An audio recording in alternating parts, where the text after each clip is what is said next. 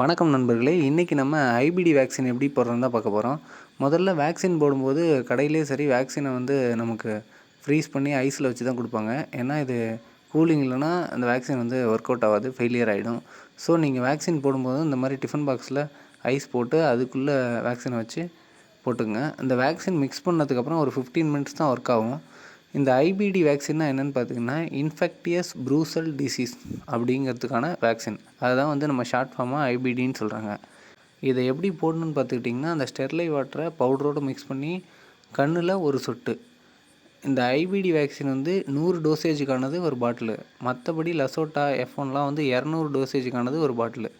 இந்த IPT vaccine வந்து நோய் எதிர்ப்பு சக்தியை அதிகரிக்கும், குஞ்சுகள் இறப்பு விகிதம் குறையும், அதே போல் வைரஸ் தொற்றுலேருந்து பாதுகாக்கும்.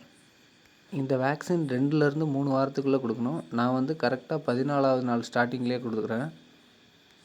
இந்த வேக்சினுக்கு யூஸ் பண்ணுற எல்லா திங்ஸையுமே ப்ராப்பராக டெஸ்ட்ராய் பண்ணிடணும். நம்ம பண்ணக்கிட்டே வச்சுக்கூடாது. இது எல்லாத்தையுமே ஒன் டைம் தான் யூஸ் பண்ணணும். அந்த சிரஞ்சி கூட ஒன் டைம் யூஸ் தான். வேக்சின் பற்றின டவுட் ஏதாவது இருந்தால் கீழே கமெண்ட்ஸில் சொல்லுங்கள். வீடியோ பிடிச்சிருந்தால் ஒரு லைக் கொடுங்க. நன்றி, வணக்கம்.